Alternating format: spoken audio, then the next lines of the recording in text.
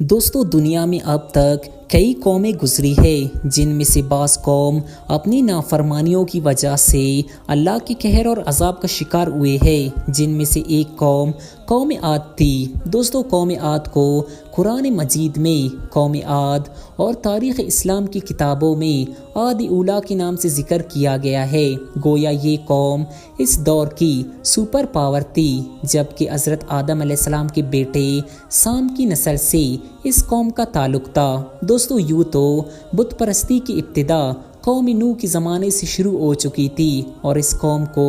طوفان نوح میں غرق کر دیا گیا تھا۔ دنیا کا یہ عظیم ترین طوفان آنے والی نسلوں کے لیے سامان عبرت تھا، مگر بعد میں آنے والی قوم بجائے عبرت پکڑتی مزید اضافے کے ساتھ گمراہیوں میں مبتلا ہو گئے تھے۔ انصاف کا تقاضا تو یہ تھا کہ جو قوم برا کام کرے وہ ہلاک کر دیا جائے، لیکن اللہ تعالیٰ کی صفت رحمت کا فیضان ہے کہ انہیں بار بار موقع ملتا ہے کہ وہ اپنے اعمال سدھار پیدا کر لے۔ دوستو اصول خداوندی کے تحت نوح علیہ السلام کے بعد والی قوم عاد اولیٰ یا قوم ہود کے پاس اللہ تعالیٰ نے حضرت ہود علیہ السلام کو رسول بنا کر بھیجا تاکہ اس قوم کو ہدایت کا پیغام دے اور انہیں ہلاکت سے بچائے۔ حضرت ہود علیہ السلام ابو البشر سیدنا آدم علیہ السلام کے 14ویں پشت کی اولاد ہے اور آپ کی عمر 464 سال تھی۔ دوستو حضرت ہود علیہ السلام نے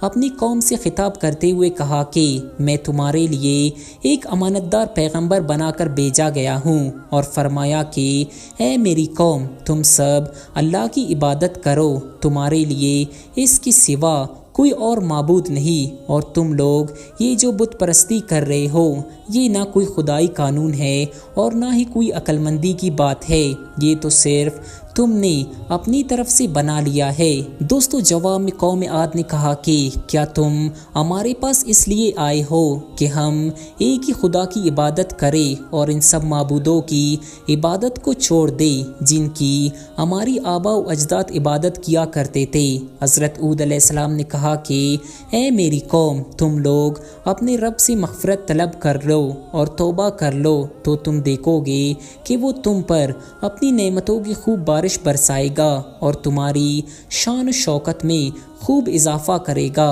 اور ہرگز مجرمانہ طور پر روح گردانی مت کرو۔ لیکن وہ متکبر قوم نے آپ کی بات کو سنجیدگی سے نہیں لیا اور اٹھترمی پر اتر آئے اور کہا کہ ہم سے زیادہ طاقتور کون ہو سکتا ہے۔ دوستو یہ کس قدر جاہل قوم تھی جو یہ بھی نہیں سمجھتی تھی کہ جس ذات نے انہیں پیدا کیا ہے وہ ان سے کئی گنا زیادہ طاقتور ہے، اور یہ لوگ اپنی سرکشی میں اللہ کی آیتوں کا انکار کرتے رہے، چونکہ وہ قوم دنیاوی رنگینیوں میں اس قدر مگن ہو گئی تھی کہ وہ اپنے سوچ و فکر میں مبتلا ہو کر اس قدر اچھا محسوس کرتے تھے گویا وہی حق ہے اور اس کے سوا سب کچھ بیکار ہے، کیونکہ شیطان نے ان کی ان کرتوتوں کو ان کے سامنے آراستہ کر کے خدا کی راہ سے روک رکھا تھا، اور وہ لوگ اسی کو بہتر سمجھتے تھے۔ دوستو ایک دفعہ پھر حضرت ہود علیہ السلام نے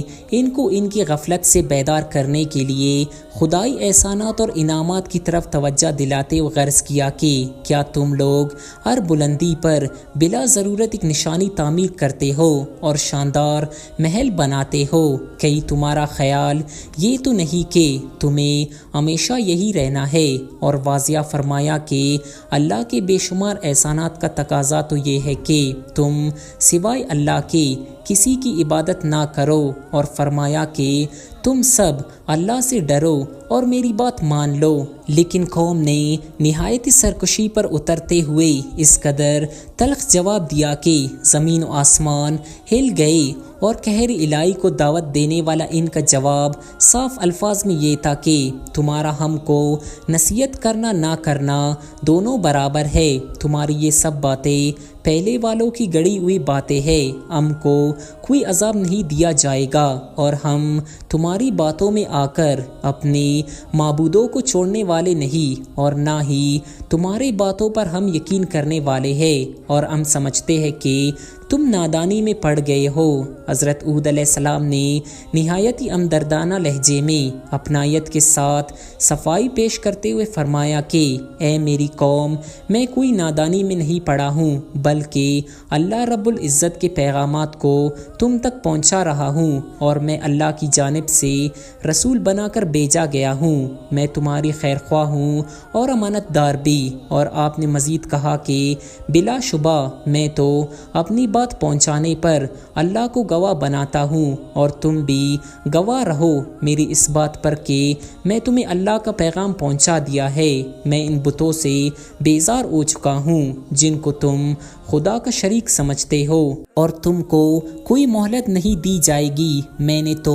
اللہ تعالیٰ پر بھروسہ کیا ہے جو مجھے بھی پالنے والا ہے اور تمہارا بھی پروردگار ہے، اور اگر تم پیغام الہی سے انکار کرتے ہو تو مجھے کیا، میں وہ تمام احکام الہی جن کے ذریعے مجھے بھیجا گیا تھا پہنچا چکا ہوں۔ اگر تم اپنی اصلاح نہیں چاہتے تو اچھی طرح سمجھ لو کہ پروردگار وہ ہے جو تمہارے بعد ایک اور قوم پیدا کرے گا جن کو تم کچھ نقصان نہیں پہنچا سکو گے۔ بے شک میرا پروردگار ہر چیز کا نگہبان ہے۔ ان تمام کوششوں کے باوجود قوم عاد قہر الہی سے خوفزدہ ہونے کے بجائے آخری حد تک سرکشی پر اتر آئی اور کہا اگر تم واقعی سچے ہو تو اپنے وعدے کے مطابق عذاب الہی لا کر دکھاؤ۔ اس پر حضرت ہود علیہ السلام نے کہا کہ اب یہ طے ہو گیا ہے کہ تمہارا رب کی طرف سے تم پر قہر الہی نازل ہو جائے اور عذاب آ جائے۔ اور پھر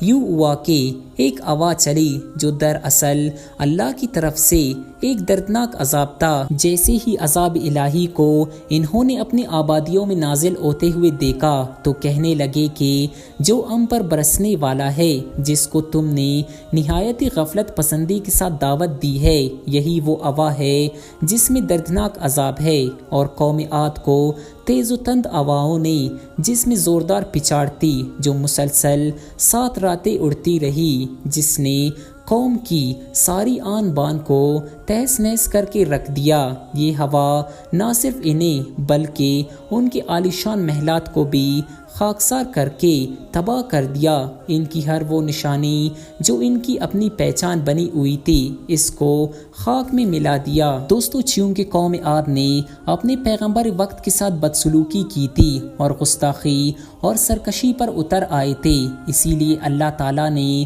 انہیں دنیا میں عذاب کا مزہ چکھا دیا اور آخرت کی نعمتوں سے بھی ان کو محروم کر دیا۔ اور ارشاد باری تعالیٰ ہے کہ ہر وہ قوم جو اس طرح سرکشی کرے گی اس کے لیے دنیا میں لعنت اور روز قیامت جہنم ہے۔ دوستو، اس واقعے سے یہ صاف ظاہر ہے کہ جو لوگ غفلت اور سرکشی یعنی ارشاد باری تعالیٰ سے انکار کرتے ہیں، ان کے لیے نہ صرف آخرت بلکہ دنیا میں بھی عذاب الہی اور رسوائی ہے۔ دوستو، امید کرتے ہیں کہ ہماری آج کی یہ ویڈیو آپ کو ضرور پسند آئی ہوگی۔ ویڈیو کے بارے میں اپنے خیالات کا اظہار کامنٹ سیکشن میں ضرور کریں، اور اس ویڈیو کو